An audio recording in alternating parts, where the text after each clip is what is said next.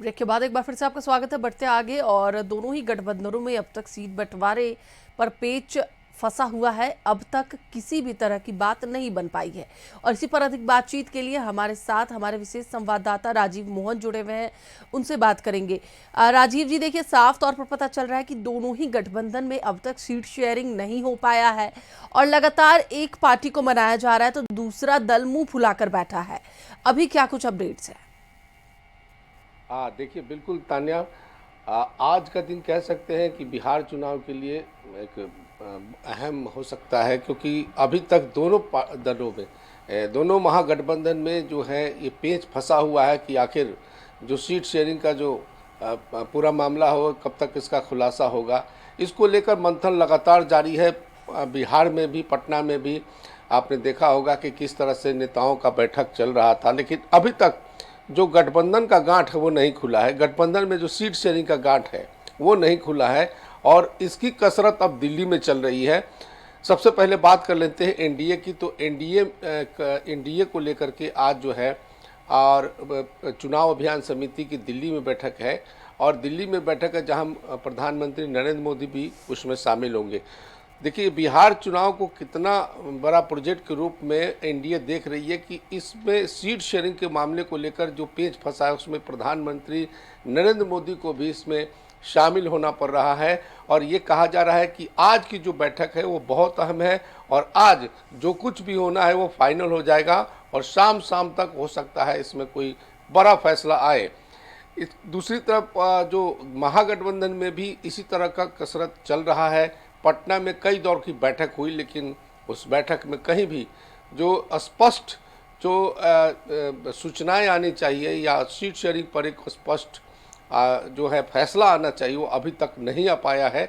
और अब कहा जा रहा है कि तेजस्वी यादव दिल्ली में कांग्रेस नेता राहुल गांधी से मुलाकात करेंगे। तो ये कह सकते हैं कि बिहार में चुनाव की बिगुल तो बज चुकी है। नॉमिनेशन का भी समय जो है 10 तारीख से शुरू हुआ है, आज 12 तारीख है, 2 दिन गुजर गए हैं। लेकिन दोनों गठबंधनों में, चाहे वो महागठबंधन की बात कर लें या एनडीए की, दोनों जगह सीट शेयरिंग का मामला अभी भी सुलझा नहीं है। और निश्चित तौर पर जो कहीं ना कहीं जो अगर महागठबंधन में देख ले तो वहाँ मुकेश सहनी के बारे में कहा जा रहा है कि मुकेश सहनी के साथ जो है सीटों का तालमेल और जो उनके जो डिमांड है उसको पूरा करने में कह सकते हैं कि जो महागठबंधन है वो नहीं कर पा रही है या कहीं ना कहीं पेच फंसा हुआ है सब ज़्यादा। और कांग्रेस के साथ जो तालमेल करके चलने की बात चल रही है, तो कांग्रेस के साथ आरजेडी का जो सीट का जो तालमेल होना था उसमें माना जा रहा है कि लमसम लगभग सब कुछ ठीक है।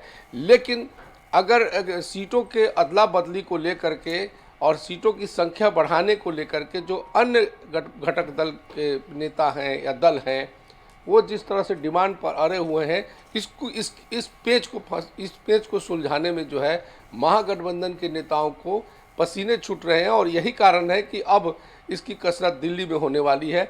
इसी प्रकार एनडीए में भी अभी तक जो है कुछ भी स्पष्ट नहीं हो सका है, लेकिन दावा ये किया जा रहा है कि सब कुछ ठीक है, ऑल इज वेल है। लेकिन ऑल इज वेल का नतीजा आज शाम तक क्या होने वाला है, इस पर सबकी निगाहें टिकी है, चाहे वो महागठबंधन की बात करें या एनडीए की बात करें। तानिया, बिल्कुल राजीव जी, लेकिन ऑल इज वेल सभी तो बोल रहे हैं, लेकिन कुछ ऑल इज वेल नजर नहीं आ रहा है इस पूरे गठबंधन में। एक और जहां पर जीतन राम मांझी दिल्ली कैंप कर बैठे हुए हैं, उपेंद्र कुशवाहा ने पोस्ट के जरिए अपनी नाराजगी जता दी है, तो वहीं दूसरी ओर मुकेश सहनी चुप्पी साधे बैठे हैं, वो कुछ कहने से ही इनकार कर रहे हैं। तो ऐसे में जब तक सीटों का समन्वय नहीं बैठेगा तब तक, अब क्योंकि समय कम है, तब तक नामांकन कैसे होंगे, तब तक प्रत्याशियों की घोषणा कैसे होगी? देखिए, यही गंभीर मसला है कि चुनाव आयोग ने अधिसूचना जारी कर दी, लेकिन अभी तक इस पर सीट शेयरिंग पार्टियों के बीच में नहीं हो पा रही है। बहुत ही चिंता का विषय है। चुनाव के दृष्टिकोण से देखें और बिहार चुनाव के दृष्टिकोण से देखें तो निश्चित तौर पर यह गंभीर विषय है और ये लोकतंत्र के लिए खतरनाक है, क्योंकि अगर जितना समय लगेगा इसमें तो जनता के बीच जो उम्मीदवार को जाना है या चुनाव प्रचार करना वो कैसे होगा। इसमें वक्त लग रहा है, ये बहुत ही गंभीर मसला है। और देखिए, मुकेश सहनी की चुप्पी नहीं है। मुकेश सहनी तो स्पष्ट ये कह रहे हैं कि हमें जो है डिप्टी सीएम बनाइए। इसका उन्होंने पहले ही शर्त रख दिया है। इसको लेकर के पार्टी जो है असहज है, जो गठबंधन है वह असहज है। उसको कैसे मैनेज किया जाए उस पर चर्चा चल रही है। उसके बाद सीटों को लेकर के भी है। बड़ी बात यह है महागठबंधन में कि कांग्रेस दूसरी बड़ी पार्टी है। अगर महागठबंधन की जीत होती है तो डिप्टी सीएम जो है मुकेश सहनी कैसे बनेंगे, इस पर जो है गठबंधन में एक तरह से कह सकते हैं कि जिच है। और कांग्रेस पार्टी क्यों नहीं चाहेगी कि डिप्टी सीएम उनकी हो।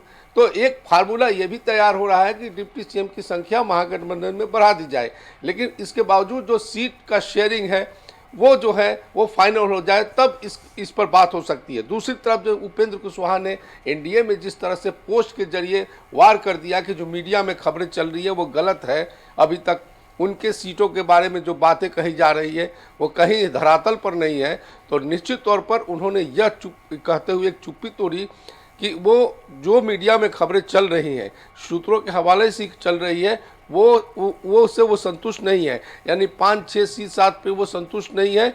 इसलिए वो जो भारतीय जनता पार्टी के जो बड़े नेता है, शीर्ष नेतृत्व है, उसके सामने अपनी बातों को रखने के लिए उन्होंने सोशल मीडिया का सहारा लिया।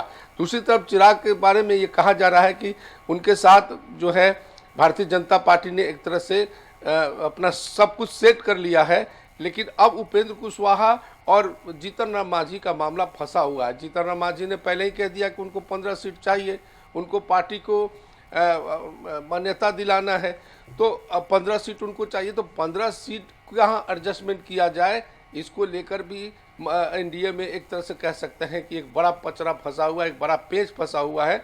लेकिन इन तमाम चीज़ों को आज कह सकते हैं कि आज अगर ये फैसला नहीं होता है तो कुछ भी संभव है।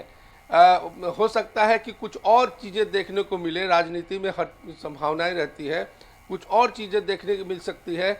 लेकिन ये कहा जा रहा है एनडीए की तरफ से कि आज इस पर फैसला हो जाएगा और एनडीए में जो भी लोग अपनी बातें रख रहे हैं, घटक दल के नेता, उनको मना लिया जाएगा, उनको संतुष्ट कर लिया जाएगा। ये दावा एनडीए की तरफ से है। और महागठबंधन में भी इसी तरह नेता प्रतिपक्ष तेजस्वी यादव या उनके करीबी नेताओं का कहना है कि सब कुछ ठीक है, हमको एनडीए को परास्त करना है। इसलिए इस बिंदु पर, इस लेवल पर सब कोई एक साथ चुनाव लड़ने के लिए अपनी रणनीति, उस चुनाव की रणनीति के साथ चलना चाहते हैं। इसलिए वहाँ भी जो भी असंतुष्ट हैं उनको मना लिया जाएगा और चुनाव जो है चुनाव में पूरी मजबूती से, पूरी ताकत से महागठबंधन उतरेगी। तानिया। अब बिल्कुल राजीव जी, आज की बैठक काफी महत्वपूर्ण है क्योंकि एक और इंडिया गठबंधन भी बैठक करने जा रहा है, वहीं दूसरी ओर एनडीए में भी बैठक होने जा रही है। यानी कि आज बीजेपी की एक बड़ी बैठक है जिसमें खुद प्रधानमंत्री नरेंद्र मोदी शामिल होंगे। वहीं एक और इंडिया गठबंधन यानी कि आरजेडी और कांग्रेस की बैठक दिल्ली में होने वाली है। तो ये माना जा सकता है कि आज कहीं ना कहीं संभवतः जो सीट शेयरिंग का फॉर्मूला है वो तय हो जाए। देखिए, उम्मीद तो यही है कि अब दोनों गठबंधन में आज तय होना ही चाहिए, क्योंकि अब आपके पास समय नहीं है। 17 अक्टूबर तक पहले फेज के चुनाव का आपको नॉमिनेशन करने का डेट है। अगर आज नहीं करते हैं और आज से कल तक अगर ऐलान नहीं होता है तो ये समझ लीजिए कि ये लोकतंत्र के लिए भी बहुत ही गंभीर बात है, क्योंकि चुनाव है। चुनाव को इस तरह से सीटों के पचड़े में फंसा कर और डिले करना, देर करना, ये कहीं से सही नहीं है।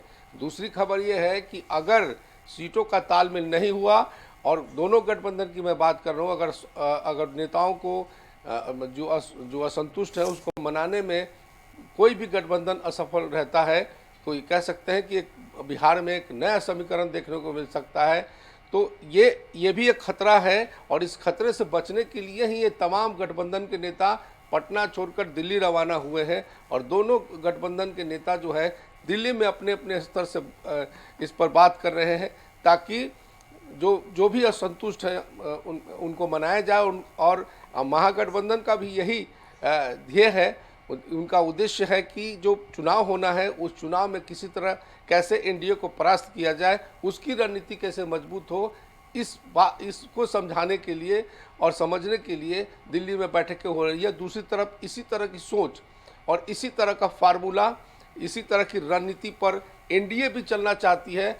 उनका भी कहना है कि एक बार फिर से नीतीश कुमार की सरकार बिहार में बने, एनडीए की सरकार बने, इस पर बात करना चाहिए। उसमें हर आदमी को त्याग करना है और हर आदमी को संतुष्ट होना है।